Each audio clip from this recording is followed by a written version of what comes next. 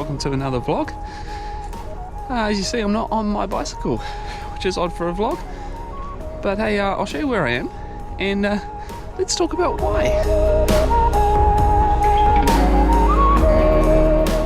Can't get away from comments.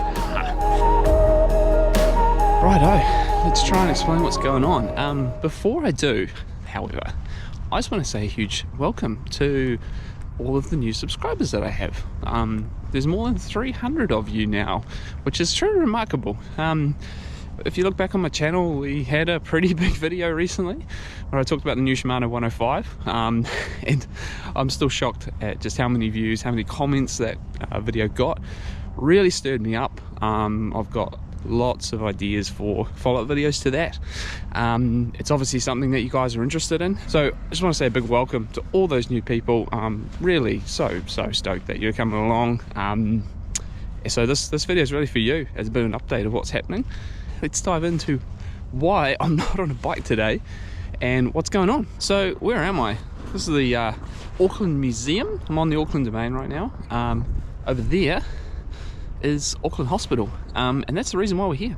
Our youngest had a little normal checkup, and he's since been moved to Starship Hospital on the way there, and he's had open heart surgery, of all things, which has been truly a shock. He's been a really normal kid to that point, but won't go into too much detail. He's still in recovery, and it's an evolving story for him, so we'll talk about it more as it happens. But so yeah, not riding a bike at the moment, which is obviously completely understandable, and we're fully focused now on just getting him better, getting him back to his normal life.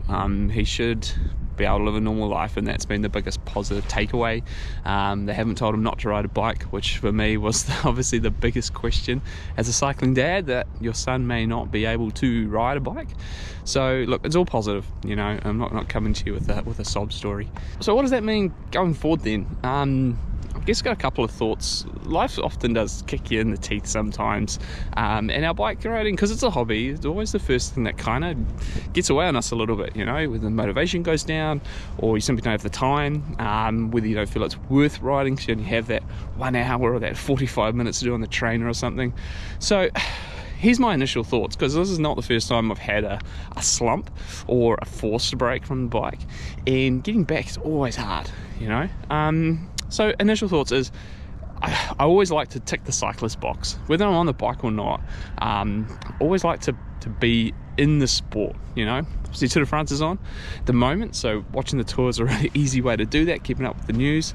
For me, it's things like, you know, but yeah, it might sound a bit stupid, I still save my legs, you know. I still look after the body in that way, try and do my stretching, try and eat well, you know. You just can't let your whole life kind of fall off the radar in that sort of respect. Another thing I like to do is just keep being the cyclist. Like, obviously being involved with the Rapha brand, there's a lot of Rapha casual gear that I always wear.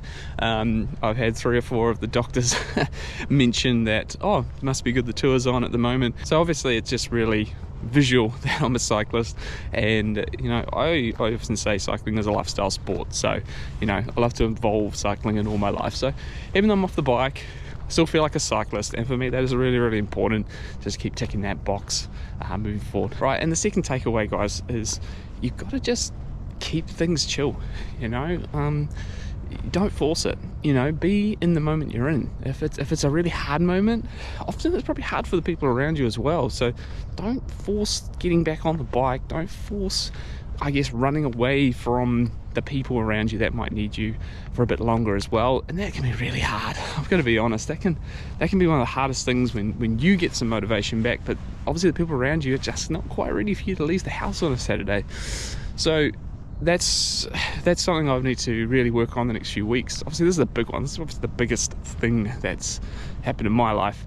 So when and how and I get back on the bike will be an interesting one, for sure.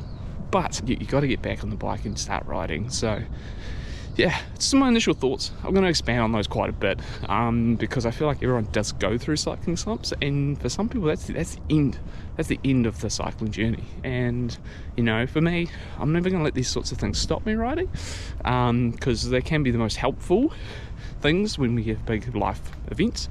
but they can also be the big hindrances as well. So we need to balance that out.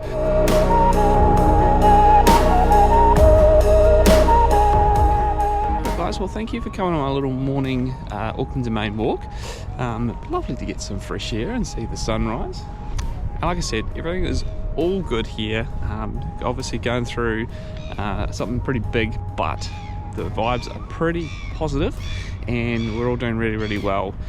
Just needing the time to get this all sorted. So really look forward to bringing you some new content very soon, potentially from up here. Maybe once we get home, we'll see what the timing's like. But yeah, keep the pedaling simple, guys. I hope you guys are doing lots of bike riding. Do a few Ks for me, and we will see you very soon in the next video. Cheers.